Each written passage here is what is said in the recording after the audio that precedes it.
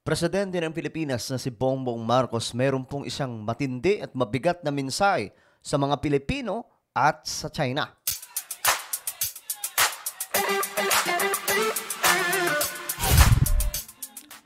Hello, magandang oras po sa lahat ng ating mga kababayan mula sa Luzon, Visayas, Mindanao, Sabah at maging sa ating mga kababayan na nasa iba't ibang bansa. Bago tayo magsimula, paki-subscribe po muna yung ating YouTube channel. Okay? Ayan po, 1.19 million subscribers na po tayo dito. Ilang tulog na lang, 1.20 million subscribers na po tayo mga sangkay. Kaya naman, kung hindi ka po pa nakakapag-subscribe, alam mo na ang gagawin mo. I-subscribe nyo po yung ating channel. Makikita nyo po yung subscribe button sa ibaba. Pindutin nyo po yung subscribe, pindutin nyo po yung bell, at pindutin nyo po yung all. Okay? Sa mga nanonood sa Facebook, syempre, wag nyo pong kalilimutan na i-follow ang ating Facebook page. Ngayon ito guys, pag-usapan po natin. Si Bongbong Marcos kasi may mabigat daw na mensahe.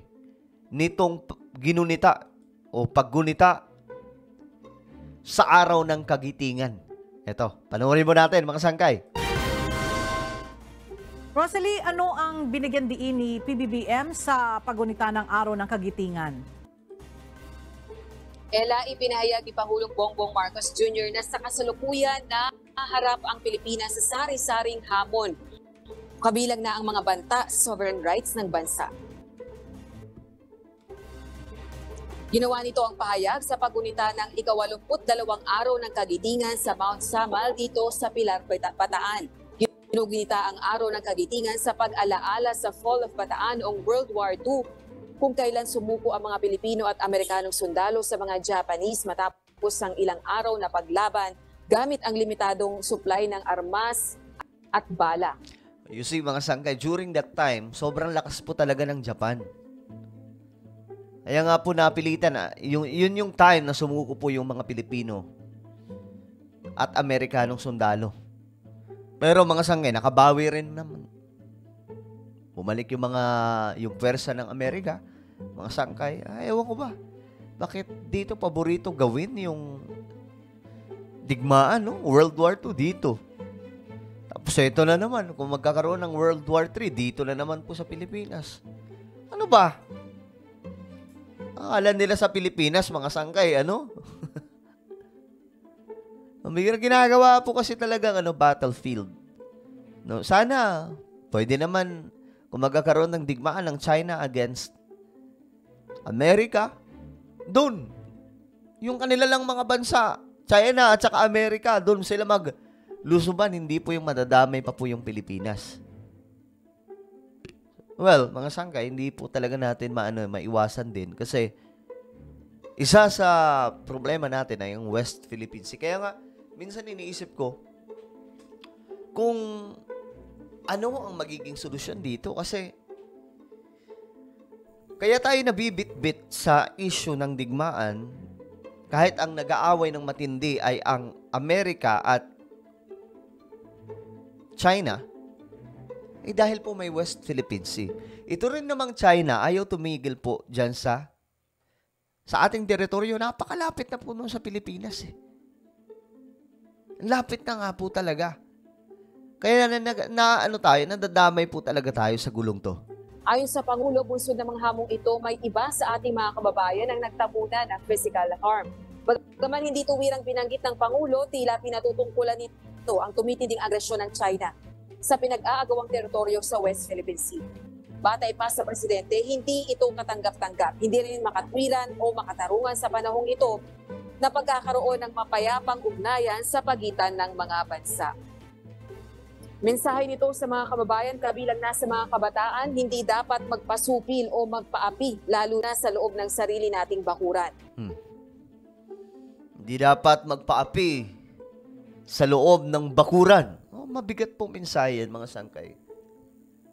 Kasi actually, hirap din po timbangin eh. Kasi may mga nababasa po tayong komento, mga sangkay, na sinasabi po nila na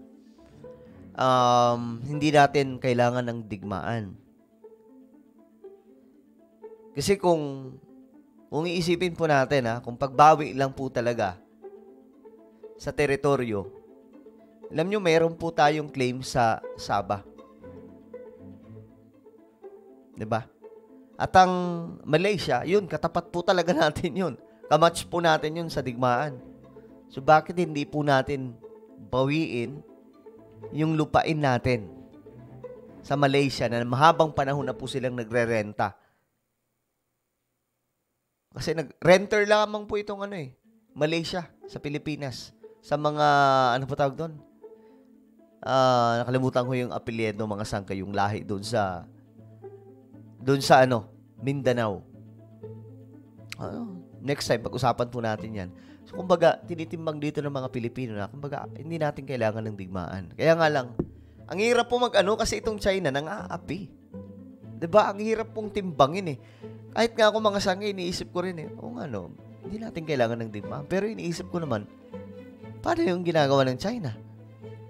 Kasabay nito, kinilala ng Presidente ang armed forces ng bansa dahil sa patuloy na pagbabantay at pagtatanggol sa ating seguridad. Ipinag-utos nito sa Defense, Budget at Finance Departments na pag-aralan ng mga kasalukuyang separation benefits ng mga sundalong nagtamo ng total disability sa pagganap ng kanilang tungkulin. Gayun din, pinagsusumite niya ang mga departamentong ito ng rekomendasyon kaugnay nito. Bukod dito, ipinahayag din ng Presidente na dinodoble nito ang operational capability ng militar upang matiyak ang kanilang security sa pamamagitan ng pagbili ng angkop na equipment. Samantala, kasama naman sa pagunita ng Araw ng Kagitingan dito sa Bataan ang mga kinatawa ng Estados Unidos at Japan. Balik sa iyo, Ella. Okay, so ngayon mga sangkay, ito, tingnan po natin, baka dito may speech si BBM na ilabas itong ANC. The Philippines must not back down from challenges that seek to threaten its peace, honor, and very existence. That statement from President Ferdinand Marcos Jr. as the country commemorates the 82nd Day of Valor in remembrance of the historic fall of Bataan. In his speech in Mount Samat in Pilar, Bataan, the Philippine leader noted that the country again faces clear and present threats to its sovereign rights, which he says have already caused physical harm to our people. 82 years on, our nation remains confronted with novel challenges in varying forms and degrees, but with the same existential impact. Some portend clear and present threats to our sovereign rights and in fact have already caused physical harm to our people. Ang mga ito ay hindi katanggap-tanggap. Hindi makatwiran o makatarungan. Lalo na sa panahong ito ng payapang pakikipag-ugnayan ng mga bansa. Tulad ng pinamalas ng ating mga dakilang ninuno, hindi tayo dapat magpasupil at magpaapi, lalo na sa loob ng ating sariling bakuran. Ayun na nga po. Lalo na sa loob ng ating bakuran. Hindi ko alam kung kakagatin ito ng mga Pilipino, mga sangkay, kasi tumutukoy na po ito sa pagiging patriotic. Pagmamahal sa ating sariling lupain, mga sangkay, sa ating sariling teritoryo.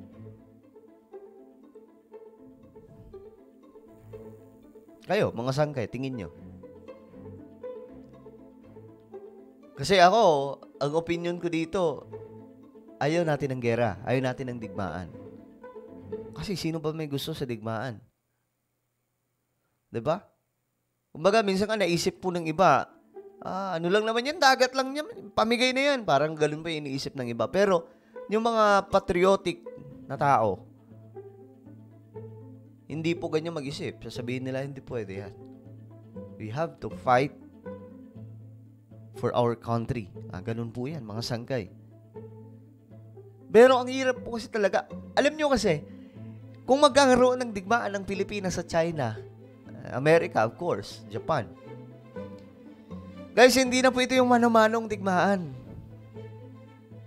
Isang hulugan lamang po ng nuklear. Kapag may tumama, kapag hindi po yun na-intercept, kapag hindi po yun nasa lubong, boom. Tunaw tayong lahat, mga sangkay. Ganun lang, kasimple. While the president did not elaborate on these threats, his statement comes amid growing concern over China's continued harassment against Philippine vessels in the West Philippine Sea. The most recent of which led to the injuries of Filipino naval personnel. Marcos Jr. said Filipinos should seek inspiration and learn from the heroism and sacrifice of the nation's war heroes and not allow themselves to yield to these challenges. The president recalled how over 60,000 Filipino and American soldiers stood against invading Japanese soldiers to defend Bataan, which in 1942 was considered the archipelago's last bastion of defense. He also noted the horrors endured by survivors in the infamous Bataan Death March, which claimed thousands more lives. We will forever be in debt to our heroes, those who perished, and the survivors who stared death in the eye and lived to tell the tale, some of whom are with us here today. But while the battle was lost, Marcos says the fall of Bataan marked the resurgence of the genuinely independent and sovereign Philippines, and called on Filipinos to be inspired by the soldiers' unbreakable will, courage, and undying patriotism. Joining the president was Japanese envoy to the Philippines, Endo Kaguya, who expressed Japan's sympathies and respect to Filipino veterans of the war. He noted how the Philippines and Japan have since then established mutual trust and friendship after the war, working together as strategic partners in promoting peace and prosperity in the region. Grabe, no? Sobrang nahiwagaan din ako mga sangkay. Dating magkalaban. Ngayon, magkatabi na. Tingnan niyo mga sangkay.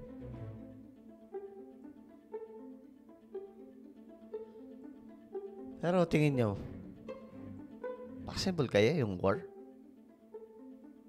Kasi ako may mga napapansin po ako sa mga opisyal natin ngayon na tila baga, halimbawa, pag may statement itong si National Defense natin, o di kaya si Subiri, o di kaya si BBM, o kaya kung sino-sino mga tao dyan, mga opisyal natin, nangihikayat po sila eh.